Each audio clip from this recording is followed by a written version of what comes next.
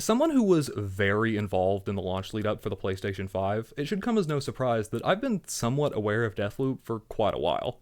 It was one of the more heavily advertised titles slated to launch on the new console, and when it finally released, it received rave reviews, like a lot of 10 out of 10s. But it seems like it never spent a whole lot of time in the spotlight.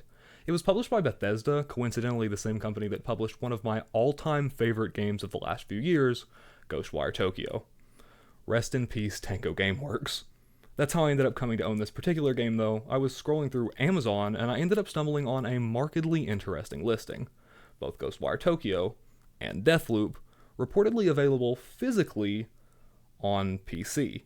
Naturally, this intrigued me, and a further examination revealing that this was supposedly the Steam version only interested me further. Reviewers said it came with a disc, but then, if it's the Steam release, how does that even work? Is there a code? Is the disc DRM free? Is it functionally 2 copies?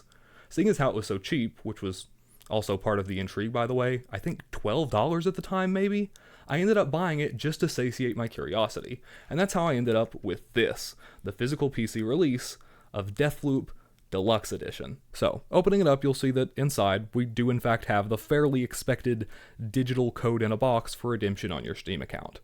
But then, what's the disc for? Well, as it turns out, it's an install disk. It's useless if you don't have the game already on your account, that's what the code is for, but popping it in a disk drive, you can actually install directly from it rather than the internet.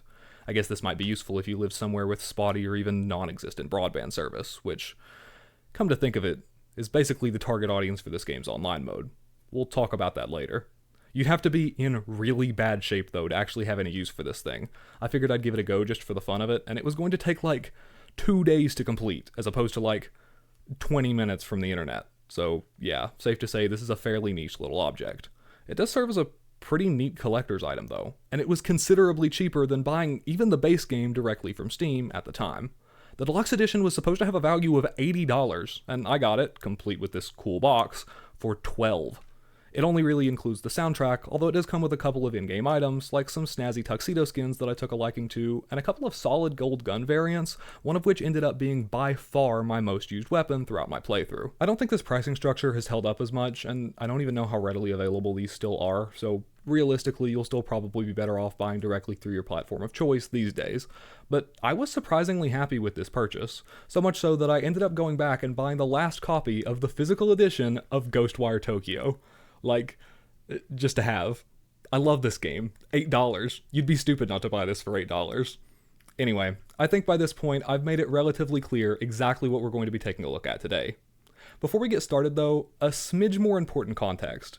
This is yet another entry in what is rapidly becoming a yearly tradition whereby I, for some reason, decide to play a relatively long and complex title whilst literally feverishly ill. Like, seriously, this was the sickest I have been in a long time. I thought I was going to go crazy. I didn't leave the house for more than a week. At one point, I had to, like, physically rub ointment in my eyeballs. I don't know if that's too much information, but anyway, that may be relevant at some point, so I thought you should know. Let's see if the reviews were right, and if this title is anywhere near as good as the deal I got on it, when I give you my official take on Deathloop. Alright, so booting up Deathloop for the first time, you immediately find yourself being savagely eviscerated by a young woman.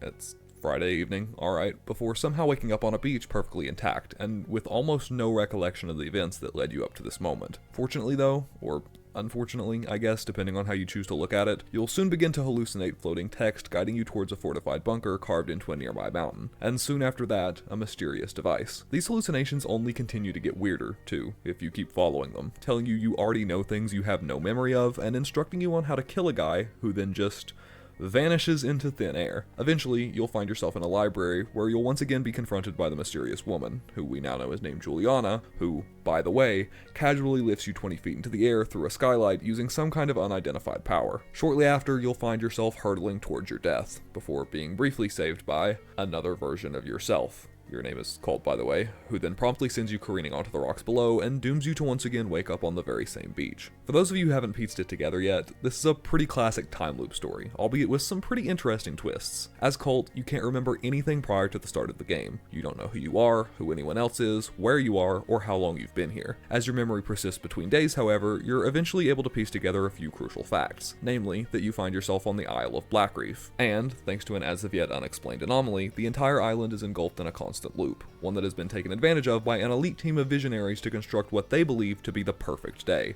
a non-stop, consequence-free party catering to every type of debauchery imaginable. These visionaries hold the key to dismantling the loop, and, as it turns out, it's their lives. As Colt, you'll need to gather weapons and use your first-person shooting prowess to take down all 7 visionaries in a single day. That is, if you can even find them. Thanks to a network of underground tunnels, you'll have free reign over the entire island, but there's only so much time in a day, and it's literally impossible to cover all ground. You see, time on the Isle of Blackreef is split into 4 distinct chunks: morning, noon, afternoon, and evening, and you only have time to visit 1 area per chunk, if that makes sense. Now, the island is also split into 4 distinct areas: Fiestad Rock, Carl's Bay, the Complex, and Updom, so this sounds perfect. 4 areas and 4 chunks of the day. But true to life, it actually matters quite a bit when you visit an area. Naturally, different events are occurring at different times, so items you can find, people you can interact with, and even parts of the area you can access are dependent on when you're there. So now, in essence, we have 14 different levels we need to explore. 2 areas are off limits at certain times, but we can only cover 4 of them in any given loop. From this, it's clear that your objective is simply to explore different locations at different times, gathering data on NPC movements, item availability, and how you can potentially use this information to manipulate the visionaries such that you can kill multiple of them at once, all culminating in the perfect day where you're able to take all 7 of them out in a single loop. To do this, of course, you'll be slinking through Colt's underground tunnels, popping out FPS style to defeat Eternalists and arm yourself with both weapons and information. Success in Deathloop, in my opinion, is really all about getting acquainted with the game's mechanics. Starting out, for instance, the only tools you'll have in your arsenal will be your trusty knife, and that mysterious device I mentioned earlier, the Hack-a-Majig. The Hack-a-Majig is essential for your progress because it allows you to hack into and take control of a variety of devices all over the island. You'll need this bad boy to do things like open doors, but it can also be used to, for example, take over security cameras or automated turrets, making them work for you like we're playing BioShock or something, but without the fun minigame. This isn't your main method of attack or anything though, because pretty quickly you'll start taking out Eternalists and picking up their weapons. These run your typical gamut from sniper rifles to SMGs to nail guns, if that's what you're into, which provide for a wide variety of playstyles depending on how you want to approach a given area. Now, this is all reasonably easy to piece together, to be fair. Deathloop at its core plays like a markedly standard first-person shooter, so you should figure out the basics within the first hour or so of gameplay. But the problem is, I feel like this puts you in a situation where you kind of have a false sense of understanding when it comes to approaching stages. It's like, you know just enough to be dangerous, but in a bad way. I spent several hours towards the start of my playthrough just kind of throwing myself at levels without really knowing exactly what I was doing. Admittedly, I'm not entirely sure where this issue stemmed from. Like I mentioned, I was disgustingly sick during the majority of my run, so it's possible my mind simply wasn't at its most acute, or maybe I'm just stupid, or maybe it's a case of genuinely unintuitive design. But they definitely don't hold your hand towards the front end of the game, so I feel like it's probably pretty easy to do this. I'd go in, kill some enemies, pick up some cool weapons, a new item or two, hack some devices, and maybe even take out a visionary, which feels pretty significant given your overarching objective and the fact that they usually drop unique and powerful items. I'd then head towards the exit and on to the next area, rinsing and repeating several times before the island would eventually loop again, and I'd be back at square one, unsure if I had really even made any progress. I did this for an embarrassingly long time.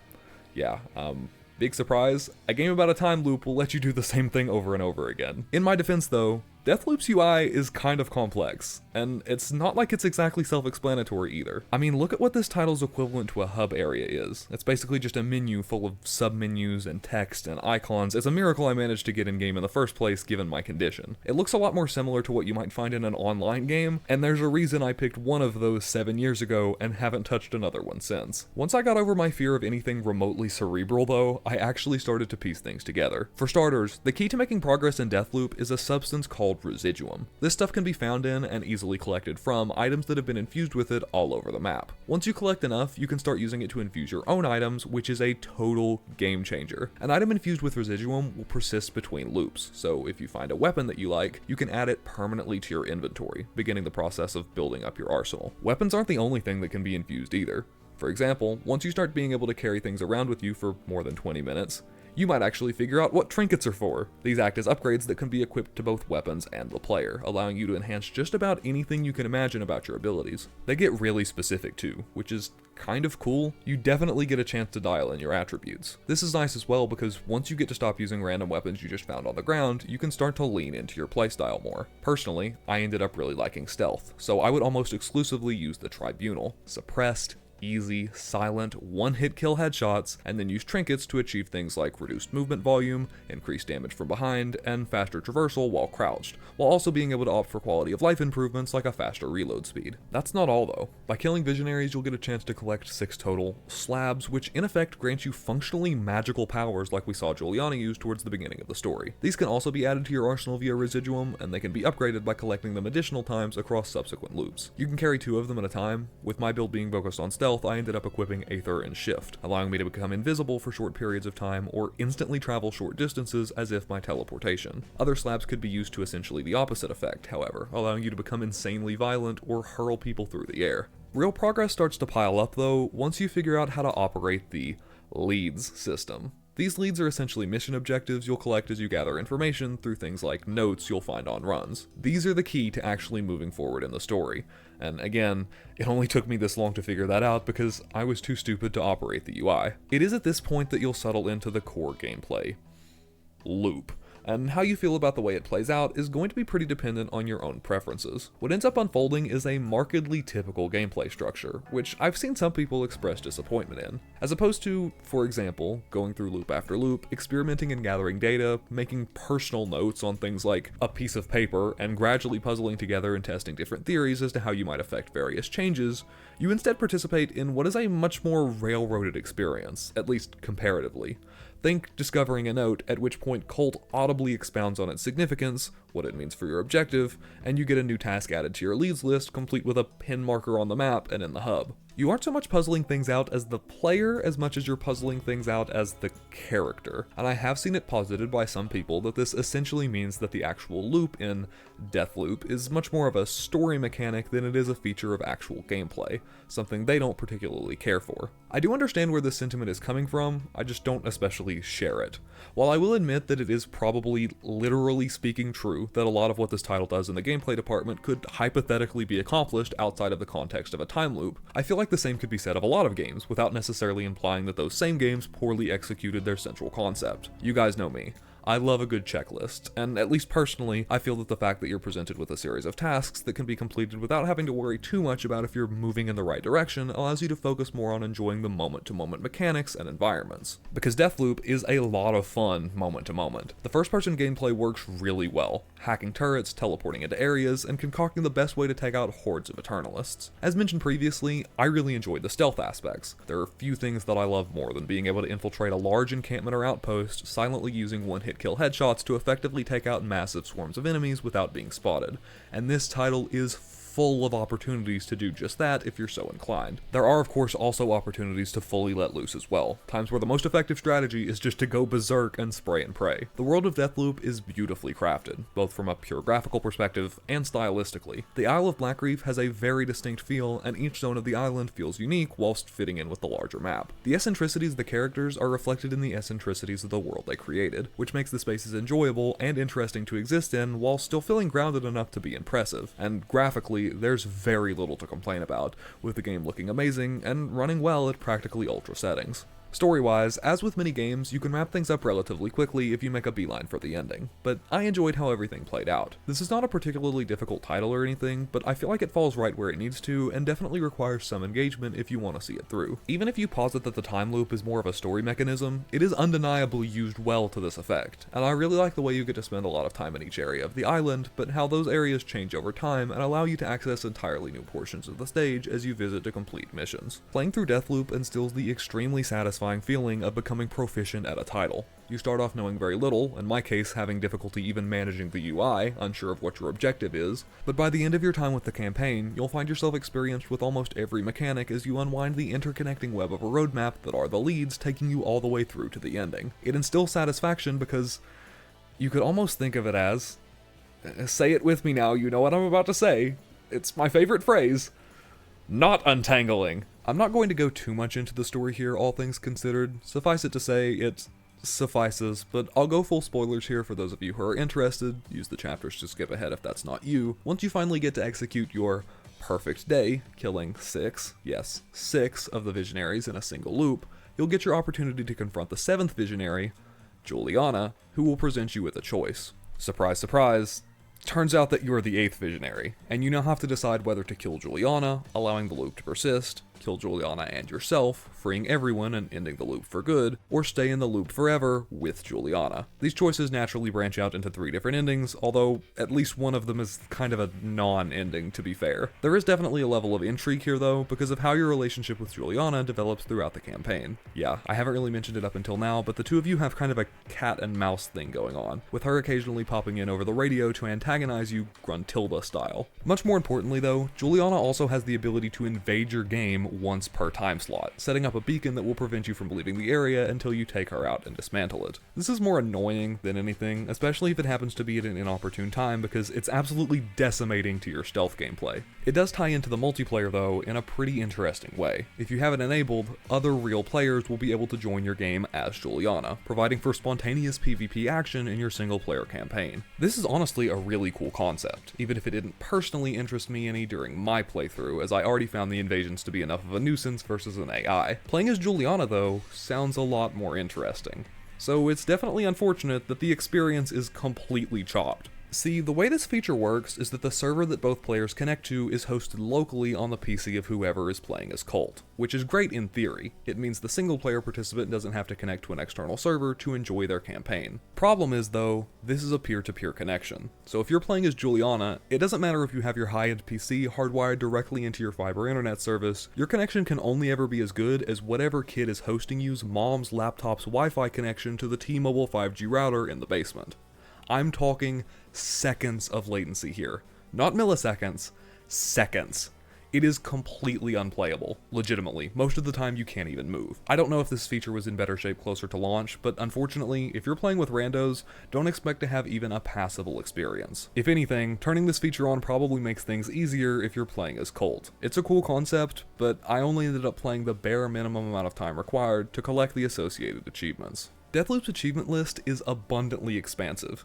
You'll definitely end up spending at least as much time doing cleanup as you did on your entire campaign playthrough. In some cases, this could definitely be a bit much, but I found that in this particular title, it was an extremely welcome configuration. The game already lends itself really well to the completion of miscellaneous tasks, so I had a great time just whiling away the hours going down the list and trying to complete everything. There are a wide range of challenges on the menu here, from random combat objectives like killing X amount of enemies in Y way, to longer form rather in-depth tasks like completing a full perfect day without killing any Eternalists, to completion-related milestones like fully upgrading everything. Some of these achievements are legitimately markedly difficult, which is awesome to see. Killing every version of Wingy within 90 seconds is commonly cited as one of the most tough, for instance, and it definitely lived up to its reputation. It was really cool to feel like there were legitimate hurdles standing between me and my Steam ribbon. Completing a perfect day deathless was also a lot of fun, as was clearing a map of Visionaries with an empty loadout. There are almost 60 total achievements, so there's no way I could list them all, but they each managed to feel rather significant whilst being doled out at a consistent pace during cleanup in such a way that I found it to be extremely satisfying and well worth the effort. Not everything was flawless though.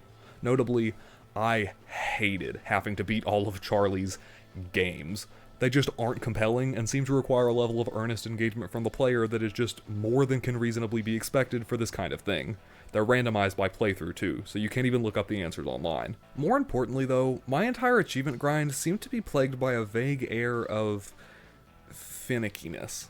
I won't go so far as to say the achievements are glitchy in this game. For all I know, they work exactly as intended, and as intended is just slightly unintuitive, but there were several instances where I felt that I had a disproportionately hard time figuring out exactly what I was supposed to do or how to get a particular accolade recognized. Most memorably, I had a lot of trouble with Spoiled for Choice, which requires you to infuse one of every type of weapon.